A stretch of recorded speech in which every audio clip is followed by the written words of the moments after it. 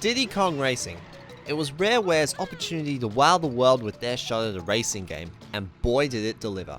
The unique thing about Diddy Kong Racing that hadn't been done before in a racing game was including a single player campaign. By coming out in 1997, it was one of Rare's earliest Nintendo 64 games and their casual way of introducing characters who will eventually get their own series. In 2007, Rare remade this game and titled it Diddy Kong Racing DS. Bet you can't guess which console it was on. If you guessed the GameCube, then I'm sorry, but you are incorrect. It was on the Nintendo DS. Just thought I'd mention that. Both games have a lot of similarities, such as having an adventure mode. Every single racetrack from the 64 was seen in the DS, as well as most of the characters and music. However, was this game justified?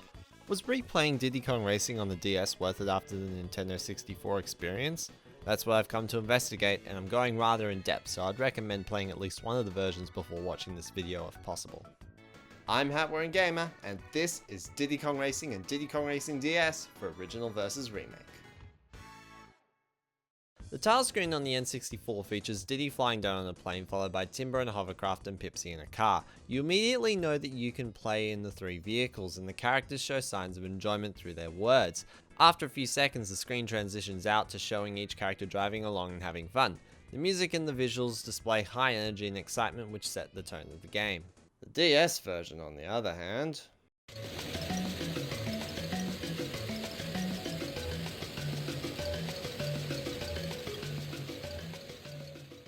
yeah.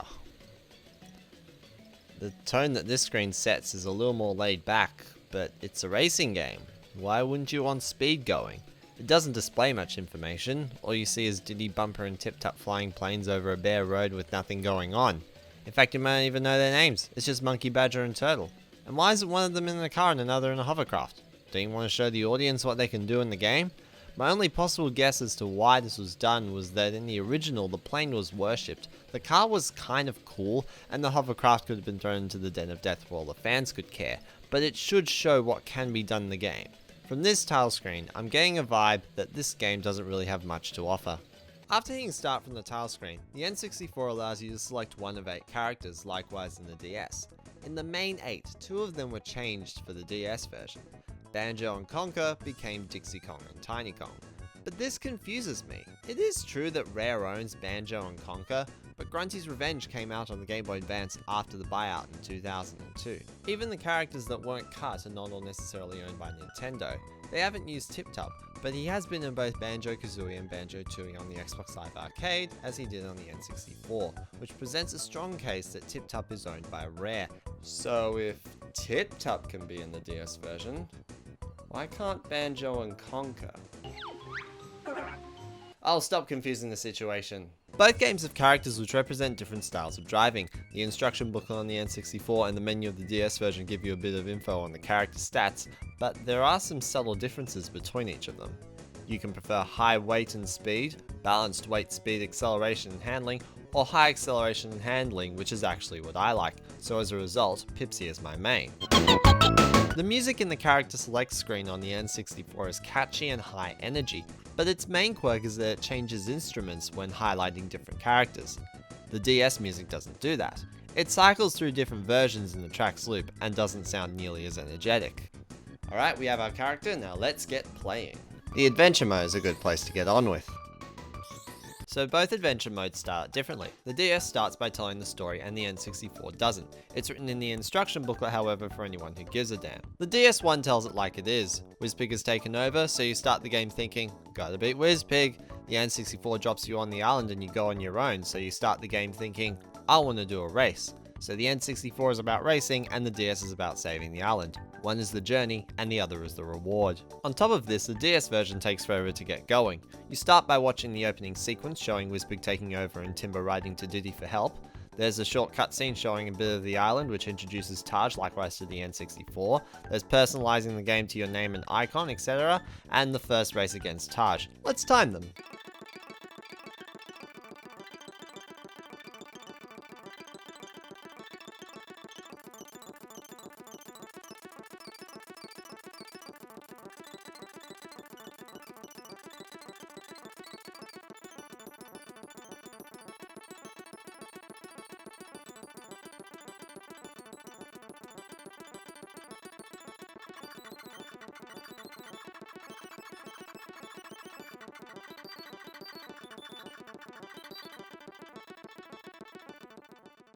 That is a pretty big difference. Despite the long intro, one thing that I will give the DS version props for is personalizing the game. The DS version does a better job with making you feel like you're the one driving as opposed to the character you chose. You can change your name, icon, vehicle colors, and even decorate your vehicle to allow an improved performance. That being said, I do wish the game would tell me what kind of benefit each upgrade does. None of these things exist in the N64 version. Instead, the game plays the cutscene which introduces Taj. I am the genie of the island. I'm here to help you. You ain't never had a friend like me. No man. Following this, the game starts and you can begin pressing buttons and moving the joystick to learn how to drive the car before going into a race. In the DS version, Taj says this: "Before I let you go exploring on your own, I think you need to prove your driving skills to me." What? Have you got your values backwards? At this point, the game hasn't really given you a chance to drive freely on your own yet, so why does it start by testing you? For all the game knows, you could not have done any driving whatsoever apart from a few seconds inside the tent. The N64 version allows some free driving, which does not penalize mistakes before going into a race, and when you do, you're prepared, as opposed to being forced into one before you have a chance to practice the controls, not to mention how much of a crock the Taj races are themselves in the DS version. In the N64 version, you drive through flags which guide the way, and so long as you can drive reasonably close to them, you'll go through the hitbox and you can proceed to the next flag. The DS version had a similar concept. It's these checkered pattern tokens, but this time there's so many more which are rather unnecessary, and they have a repulsively small hitbox to the point that I missed a token but was still on the track and even drove over the start line as the word failed came on screen. And when you're called in for the Taj challenges, you're forced to complete them before you can talk to Taj about anything else like changing your vehicle, for example. Does this game just wish to dictate where you go? In the torch blowing challenge, which is a dumb challenge by the way, if you lose, you're stuck in the hovercraft on the overworld before beating it, locking you out of Snowflake Mountain. There is no reason why this should be the case. If you're struggling to beat a Taj challenge in the N64 version, they don't force you to beat it before you can change your vehicle. It was really simple. If you set foot on the overworld with enough balloons, then you can unlock the challenge and do it as you please. It's not shoehorned in, and when you're ready to try one, they're easy to find. Just talk to Taj. The only good part about the Taj challenges in the DS version is that it introduced 2 new challenges, but it even failed to pull them off right. First is the torch blowing game, which relies heavily on the sometimes unresponsive DS mic, not to mention that blowing your lungs out in such a particular manner can make your head spin, or at least it does for me. The second game they brought was actually pretty decent in concept. It's an exploration game that makes good use of the whole overworld. You're up against Taj to find tokens which are placed randomly around the island, and you need to collect 10 of them before he does. It's just that the AI in Taj can be a bit overpowered. Oh hey, let's follow this arrow, and oh no, there's a roadblock we have to go around, but Taj already knew its exact location before I did because he just knows. Granted, it's not that bad, but it can be frustrating at times. So enough about Taj challenges. The core of these games is in the racetracks. Right from the start, there's a ramping clear site which takes you up to the first world Dino Domain. To get started, you need to go into Race 1, Ancient Lake. The track itself is fine in both games. In fact, the DS version made the track a little easier by reducing the amount of road the dinosaur can walk on, but not eliminating the hazard entirely, which is fine because it's the first level. There are a number of tracks in the DS version which changed, but we'll be looking at those as we go.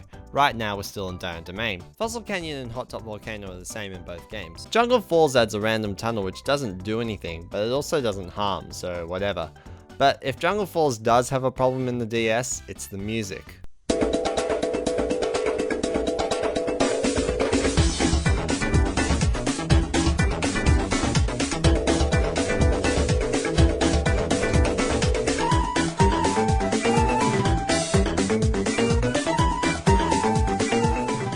This tune is a lot less mysterious than the one that played on the N64.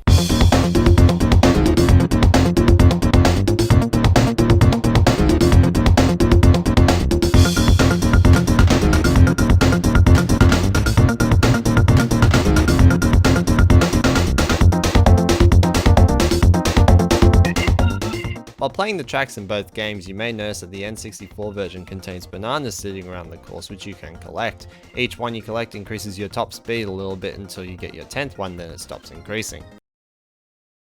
In the DS version, bananas were removed entirely and replaced by coins which you could spend on vehicle upgrades and unlockables. Personally, I'm a little torn on this. Both versions are nice inclusions, but I would argue that the bananas from the N64 are better in the race context because they're useful right then and there. Not so much for the DS. The coins in the DS version are useful, but if you have anything you aspire to buy with them, it can be a tedious process to find them. Another disappointing aspect is that the coins don't show up outside of Adventure Mode, while the bananas show up outside of Adventure Mode in the N64 version. I don't know why the coins weren't available outside of Adventure Mode given the file structure of the game allowing you to pick the file you wish to play and then the game mode after that. By the way, any applied vehicle upgrades are taken outside of the Adventure Mode, increasing the need for coins elsewhere in the game, and it may help finding them a little less tedious. Sitting next to the bananas or coins, you're likely to find balloons which contain items. The 64 version had a unique item structure which the DS adopted with 3 differences. The first is if you start building up one color line in the N64 version, a different colored balloon would overwrite what you already have, while the DS wouldn't do this. Both ways have advantages and disadvantages. You could argue that overriding a previous build-up is good because it adds extra challenge and strategy, and you can allow yourself to change your plan without forcing an item usage, not that it's difficult to just use it anyway. Or alternatively, you could argue the opposite, that it's bad because of unintentionally picking up a balloon and ruining a build-up you had going. It's a bit hit or miss. The second difference are the power-up tokens, which are entirely new in the DS version. You can pick them up and use them to power up any item you have to a 4th level. Now, these things are way too easy to pick up, but who cares, most of them are kind of useless anyway. The rainbow balloon one fires a really gimmicky missile that doesn't work in tune with the controls.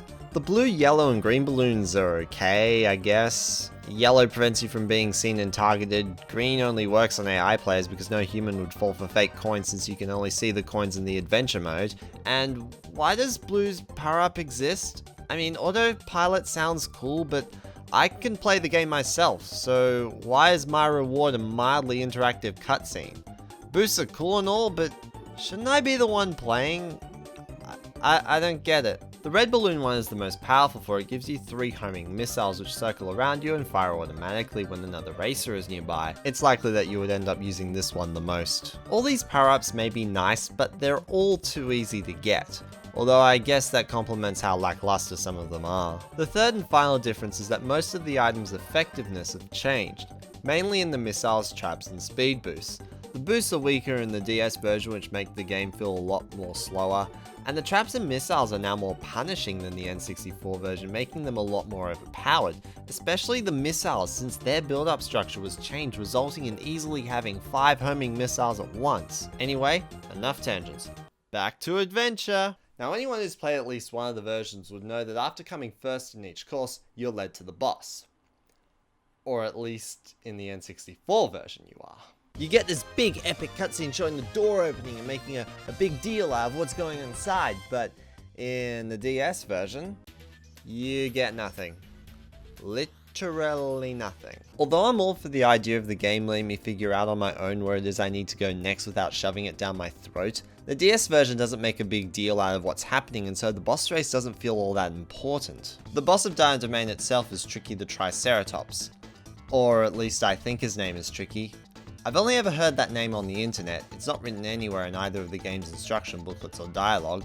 That being said, I don't know what the game's code says, so if it's there then fair enough. Just be careful with what you hear on the internet, folks. The race itself is shorter and easier in the DS as opposed to the N64, and well, that might be justified. I remember when I was a kid, this course did feel particularly long for the first boss, and the second boss was actually shorter, so maybe, just maybe nerfing this first boss was a good decision.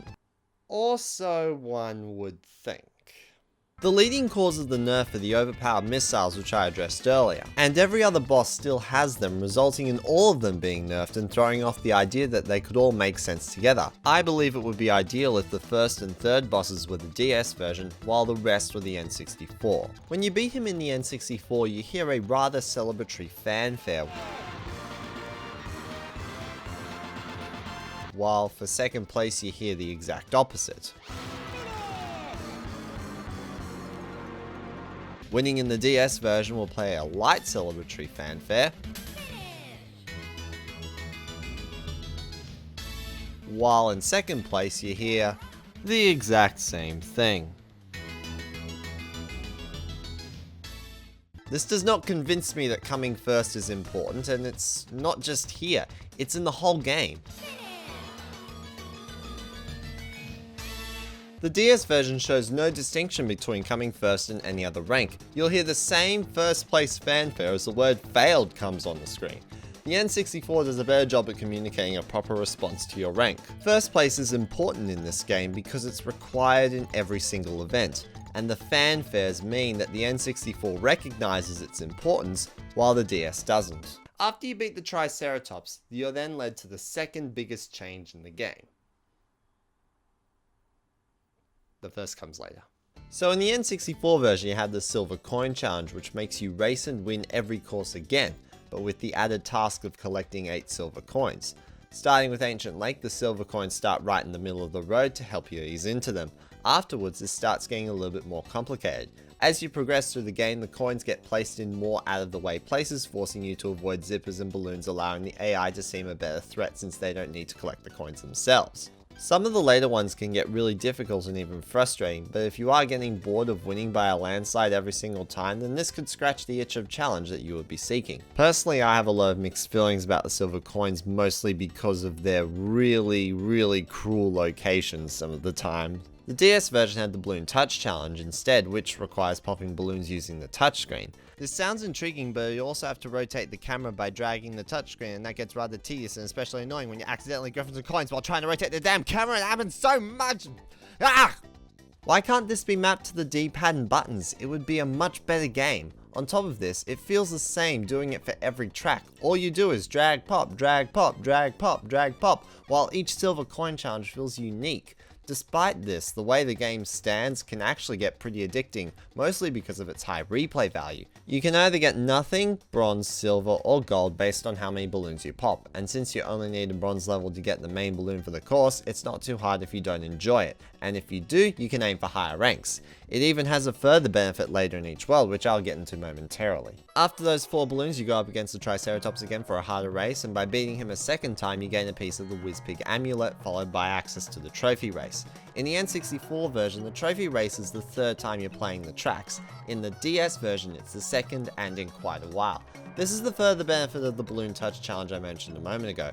It's not a big hindrance to play the courses again, unlike the N64 version. The last thing in the world is the N64's TT door, or the DS version's Wish door. It's opened by a key hidden in one of the world's racetracks and can be done at any time provided you have said key.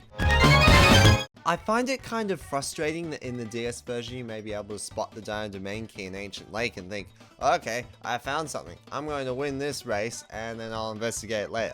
So you win the race and you try to go back, but whoa, but what? They don't let you back in. The game says, do the other races and get the balloons. But if you're patient, you might think, okay, I'll do it after I get all the balloons. And then it tells you to go do the boss. And then the Balloon Touch Challenge. And then the game says, get the other balloons. And then you beat the boss a second time. Finally, you can get the key. In the N64 version, you can get it at any time so long as you have enough balloons. Once you're inside the door, this is the biggest change. In the N64 version, you do a challenge. Gee, I've used the word challenge a lot. The challenge isn't a race, it's a battle with varying rules. It's a bit hit or miss. If you're feeling like taking a break from racing, this can be a nice substitute and better than the Balloon Touch challenges. In the DS version, it's called the Wish door because behind it are the wish tracks or custom tracks, except you don't actually make your own. At least not yet. You're told exactly where to put the lines. The only power you have is where the start line goes. After making the track, you need to race and beat TT on the track. The idea of making tracks is kind of cool, but considering how little power you have, you're not really making a track, but hold on to that thought for later. Whew! We're done with Dino Domain. The other 3 worlds, Snowflake Mountain, Sherbet Island, and Dragon Forest, have pretty much the same structure in both games respectively, but there are a few notable differences between the versions. The music played in each area, for example.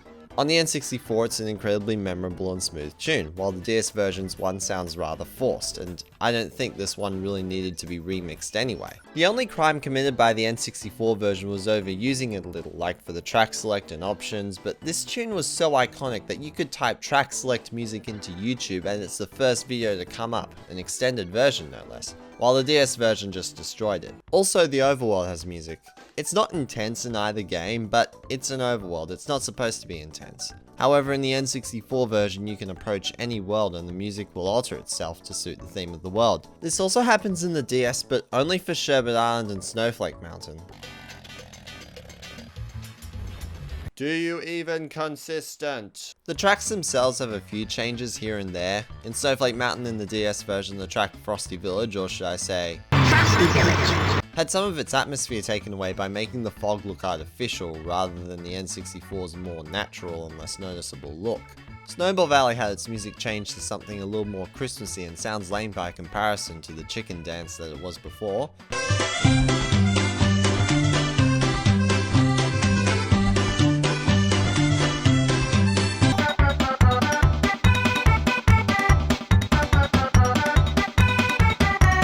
The Sherbet Island track Whale Bay in the DS version has a waterfall cave, which is pretty freaking cool, but it's also kind of ruined by the small ship shortcut having a hole you can fall through. Pirate Lagoon and Treasure Caves also had their music changed from what was awesome to other things.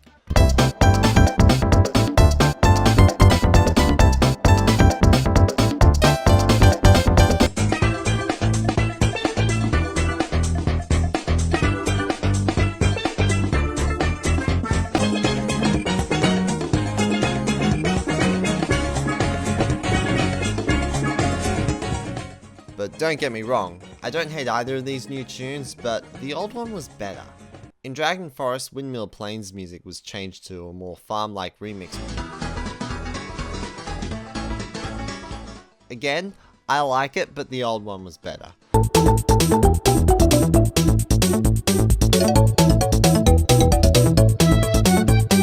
And last but not least, Boulder Canyon was completely messed up in the DS version. The instrument choice in the N64 version complemented where you were in the race, but the DS version just blindly cycles through them and then you're hearing the sewer part while outside in the daylight. Outside of the racetracks, we have all the other stuff as well. The TT door in the N64 gave a challenge in the theme of the world, much like Dire Domain, while the Wishes door on the DS slowly forces you to draw slightly less simple tracks such as an uppercase T and reverse Fossil Canyon. But in Dragon Forest, you finally get to draw your own, which you can make super long and complicated, or just draw a tiny oval where it takes effort to lose because TT's AI handles like garbage. But why are these behind the doors? I don't need to be taught how to draw a track 3 times. Why not have this as a bonus and place the challenges back? As mentioned earlier, the rest of the bosses are all nerfed by the items in the DS version, and they also have names that I've only ever seen on the internet, such as Bluey the Walrus, Smokey the Dragon, and so overpowered Mick Cheats the Octopus.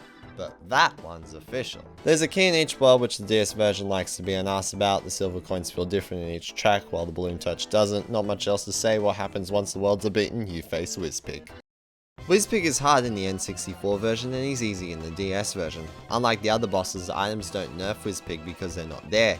Instead, the racetrack is nerfed. There are more zippers and the storm from the N64 version is gone. The change weather in the DS version has a good effect and a bad effect. The good one is that it doesn't get in the way of the race because of the lightning flashes in the N64 version. And the bad one is that the atmosphere isn't there. But because of this, I'm not convinced that this race is important. After the race is won, the N64 version gets an awkward cutscene,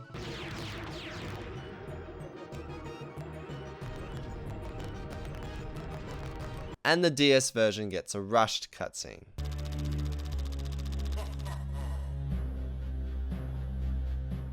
It just moves very fast. At first I thought this was to compensate the really slow one from the N64 version, but now I think it was development time because the story cutscenes of Timber contacting Diddy didn't feel rushed. That felt nicely paced, but this one just kind of happens, with little time to take it in. Next up, the credits roll. The N64 one reflects on the races and the DS one reflects on the title screen?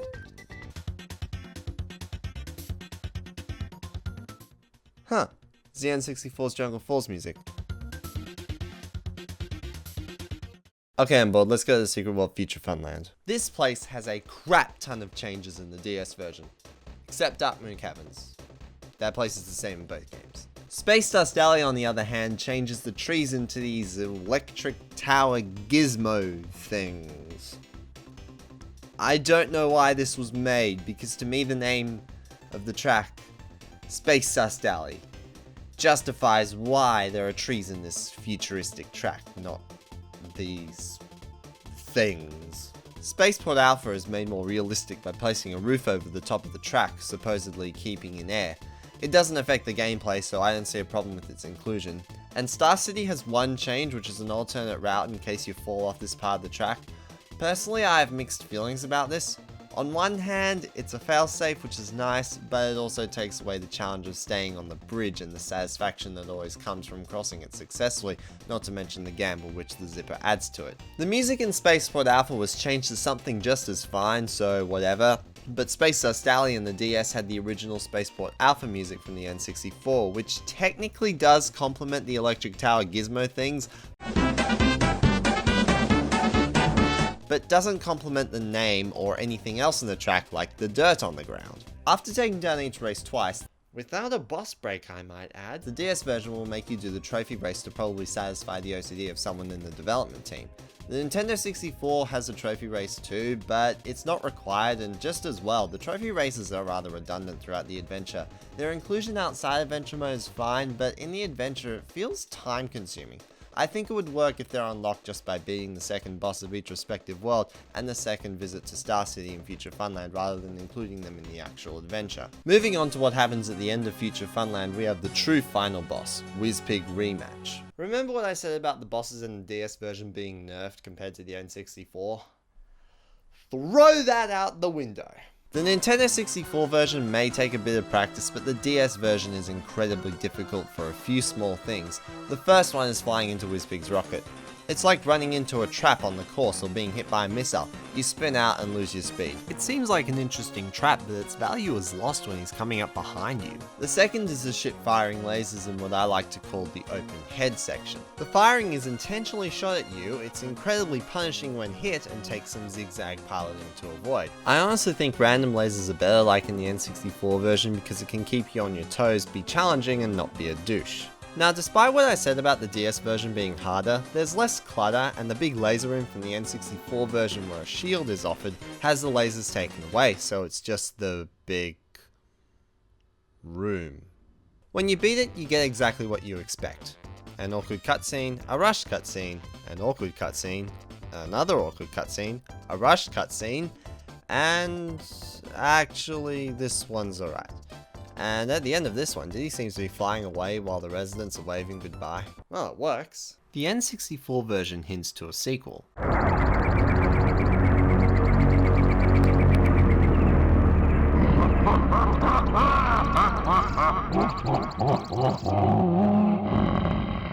But it never happened, so here's the updated version of that cutscene.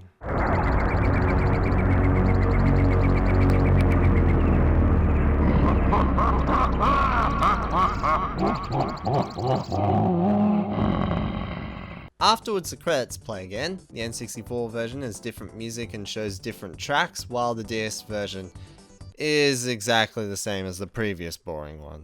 Just when you think it's over, the game reveals something new. Adventure 2 is unlocked in both versions. Now, when I was a kid and I saw Adventure 2 on the N64 version, my mind equaled blown. When I was a teen and I saw Adventure 2 on the DS version, my mind did not equal blown. And that's not because of my experience, it's because before it's unlocked, the game shows you the option's existence in the menu. Why not surprise us? Adventure 2 itself is basically the same game, but instead all the tracks are mirrored. That being said, the N64 version does add a small twist to the game itself by changing the location of every silver coin in each track for a little extra added challenge. The DS version doesn't make any kind of change whatsoever in this regard. The balloons in the Balloon Touch challenge are all in the same respective locations, making the Adventure 2 kind of pointless in the DS version. There is actually one criticism I do have against Adventure 2 in both games. Why isn't the overworld mirrored too? I think it would help in the adjustment to the mirrored tracks and we could play the Taj challenges in the mirror mode too. Also, why is the map in the DS version not mirrored?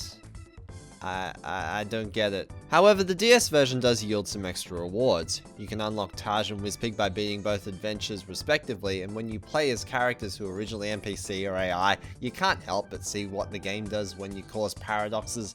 I do love the way they handled Taj running into himself, a quirky point for the DS over the N64. But both of them look really weird in their vehicles. Just look at them. They appear so uncomfortable with their squished looking bodies. It's weird. So the adventure is beaten. What's next? Outside of the adventure mode in the N64 version, there's just playing the tracks in your own time, typing in cheat codes, and the multiplayer, which to be fair is just an extension of playing the tracks in your own time.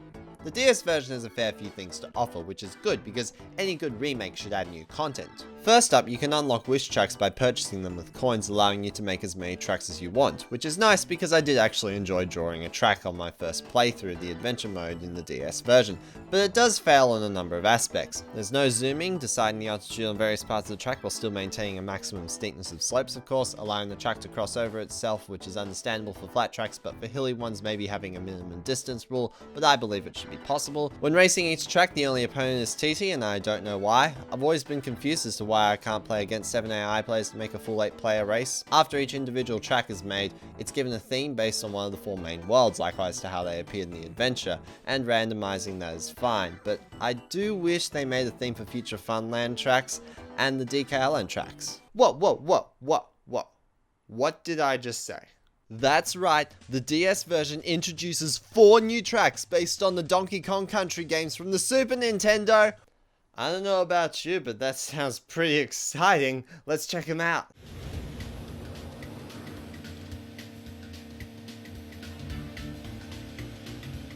They're kind of bland. It's just some jungle tracks. It's DK's Jungle Parkway from Mario Kart 64 all over again, just without some crazy cool jump. And there's 4 of them. Observe my very scientific equation. Disclaimer, this track is awesome. Thunder Cove has a cave in it which has multiple routes if you have a hovercraft, but I didn't go that way because that requires the hovercraft, and I'm not playing in the hovercraft by choice. It does have a few more open areas, but nothing much else. Meandering Mountain is probably the most interesting track design. It's got mine shortcuts and turns even Pipsy would call crazy. It's probably the best track in the island tracks. Splashdown Pass is boring. Enough said. And last but not least we have Strangled Shrine, which looks pretty deep and is probably the most interesting aesthetically because it has what appears to be a ruined structure, arguably based off of the temple levels from Donkey Kong Country. There's some water sections which are alright and the music is rather mysterious. This track is probably the best theming to it because it's based off of something outside of the bland jungle. And if they can do that, then why not a level based off of the mines from Donkey Kong Country rather than just shortcuts? Or a factory level with a remix of Fear Factory? There's so much potential from Donkey Kong Country, why wasn't it used? All in all, the DKLN tracks aren't terrible, but I do think they could have gone much farther than they did. Even the music for the levels was rather bland, just like the tracks. Except Strangled Shrine, that one's actually good. But the others are bland remixes like pretty much every other tune in the game. Most of it's boring, just take a quick listen.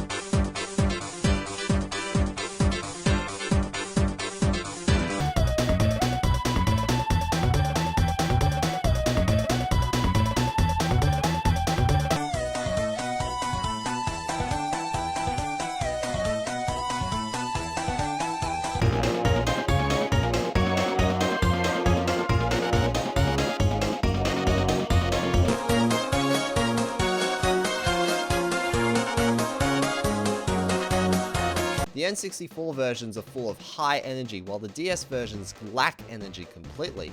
If the N64 version's soundtrack was like a normal person speaking, then the DS version's soundtrack is like a tired person yawning and getting up in the morning. What else can they mess up? Oh no. So the silver coin challenges were removed from the adventure mode in the DS version, but they were still there in the game. You can unlock each individual silver coin challenge as you complete the balloon touch challenges, and I think this is perfectly fine. If you missed the coin challenges from before, you can still do them in this game except for one thing. The mirror mode doesn't offer modified locations of them like in the N64 version. They're just placed in the same respective locations, making it partially pointless. Also, to unlock the DKLN tracks for silver coins, you have to get gold rank in every single balloon touch challenge. So, have fun if you do that. Speaking of the Balloon Touch Challenge, the DS version takes advantage of the touch controls in some other fairly dumb ways and were clearly an attempt to overuse them. You have to manually spin your wheel or propeller to get a boost for the car or plane respectively. This is silly. If you're right-handed, you don't have your thumb on the accelerator, and if you're left-handed, then you don't have your thumb on the steering, which is especially punishing in WizBig Rematch. I have to move my right finger over to the D-pad holding left when the race begins to not run into WizBig's rocket. It's a silly idea, and as a left-handed person myself, I'm even further disadvantaged. For the hovercraft you have to blow, but I've already addressed blowing, so I'm not going to talk about it. However, you don't have to remove your hands from the buttons anymore, so there's at least that if anyone notices while they're actually doing the blowing.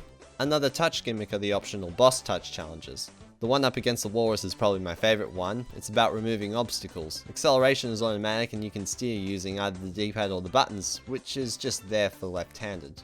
Dino Domains and Sherbet Islands ones are the same game, just with different vehicles, and I have no idea what's going on in them. Like, you draw a line and then you make your vehicle go with this, and I don't know how you use items. I'm confused. Next challenge. When you're up against a dragon, you use the touch controls to steer and the buttons on either side of the DS to accelerate, which again is nice for the left-handed. It's a fairly intuitive concept, but I find myself out of control rather quickly, so I get sick of it fast. Now, oh, sorry, my phone's ringing. Hello? You want to play some video games? Well, actually, I've been making a video about Diddy Kong Racing, and I need some footage of the multiplayer. If you want to come over and help me out with that, then yeah, I'd be down. I'd be down for some gaming. Do you want to come over on Monday? You can't do Monday. Okay, what about Tuesday? You can't do Tuesday either. Okay, what about Wednesday? Wednesday's good? Alright, that's great. I'll see you then. Bye. Speaking of the multiplayer, I don't think the N64 version was really built strongly for it. Most of the game was contained in the adventure mode, and aside from a cheat code that you can enter, you can't do the adventure mode in the multiplayer, limiting multiplayer options to only things doable after selecting tracks in the menu. It even has a few shortcomings. The music doesn't play in 3 to 4 players, and a lot of the features and obstacles have to be removed so the hardware can support multiplayer, and I don't know anyone in real life who's good at this game, making me the winner of every race. They suck. Darkwater Beach is not a race, it's a battle. Now, the multiplayer in the DS version has a lot more to do in it, some of those things not having much availability in single player themselves. There's standard racing and wish tracks, which are available in single player, trophy race and token tussle, which are only available in adventure, and battle mode, which is not available in single player. Every addition I'm seeing here has value, and I don't think any of their inclusions are bad, but some of their executions are a bit meh, mainly in the token tussle and battle mode. When I did the token tussle in adventure mode, I thought that the island was an ideal spot for something like this, but in the multiplayer, you can only do this on the racetracks, and while the racetracks weren't bad, the island wasn't there. And I thought that was a missed opportunity because token places were already programmed in due to playing it in the adventure mode, so why not allow it in the multiplayer? It's a fine area. The battle mode has a similar issue. It's the same 4 games from the N64 version, which are fine, but I don't know why they didn't make more of them themed to Future Funland and DK Island. In fact, in the N64 version there was going to be a battle map for Future Funland, but that was taken out probably due to time, and there's plenty of evidence that it was going to be a thing, so why not add it to this one, and the DK Island one as well. A few positives about the multiplayer are more races in the wish tracks, and how various assets and the music stay in the game while playing. And that, my friends, are the differences between each version of the game. It's super duper obvious that the original Nintendo 64 version would be the definitive version, but it's worth making a note of all the content that the DS version has to offer. Custom tracks, new tracks, more multiplayer, more Taj challenges, personalizing the game, etc. But very little of it was pulled off well.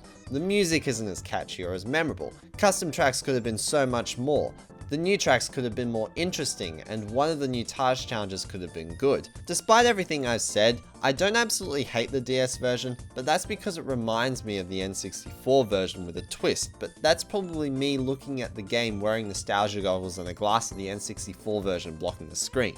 I feel like it's a trap that developers could fall into when making a remake, thinking that they just need to add new content without making sure the stuff from the original was pulled off right, just because it was pulled off right in the original. it's important to make sure that everything still works as well while still making new content. So if I take off the nostalgia goggles that highlight Diddy Kong Racing and the glass of the N64 version blocking the screen, I see a rather tangled mess of a game. I only hope that for making remakes, developers can do that too when making a remake rather than just thinking, hey, I'll add some new stuff and it'll be awesome just because the original game was awesome. A remake is an opportunity to fix issues with a previous game. And I'm not saying you can't add new content, but the content has to be done well. You can't make a new feature, do it poorly and expect everyone to like it just because the original game was awesome. What if Ocarina of Time 3D had a new dungeon, but the dungeon was boring and the iron boots were still an equipment piece which required going into the pause menu to access, which I know is a rather pathetic thing to happen, but that's the point. It's pathetic, and it happened in Diddy Kong Racing DS. If you've played the N64 version and haven't played the DS version, then don't worry about the DS version unless you're particularly interested in the new content. I'm Hat Wearing Gamer, and this has been Original vs. Remake. Hey everyone, thank you so much for the 40 minutes that you devoted of your lives to watching this video. I hope it was worth it. I hope that you enjoyed it. And shout outs to MML and Misty Dawn. MML for helping me with all the script writing. You can clearly hear that this part isn't scripted because I'm stumbling everywhere. And shout outs to Misty Dawn for all the fancy graphics. I probably should have shouted them out in the previous video, but I forgot to because I was actually planning to, and I forgot, and that was awkward. For me at least, but they weren't expecting it, so it's okay. But shouts to them now. That was awkward. Keep on the lookout for my next video, which will be Dex's Laboratory Disaster Strikes. It's just going to be a standard review of that one game. It's for the Game Boy Advance. It's licensed from my favorite childhood cartoon, which is really awesome. And don't forget to like, comment, and subscribe to this channel. Well, like and comment on the video, subscribe to the Hat Wearing Gamer channel, and also follow me on other various forms of media, including Twitter, Facebook, and Twitch. And subscribe to HWG Extra channel, which is just extra content like stream archives and what else is there? Vlogs if I do any. And also subscribe to the Gamer Heroes because we're back in action and we're really hot. So yeah, you should go check out the Gamer Heroes. And yeah, so that's it. I'd like to thank you all so very much for watching, and I will see you guys next time.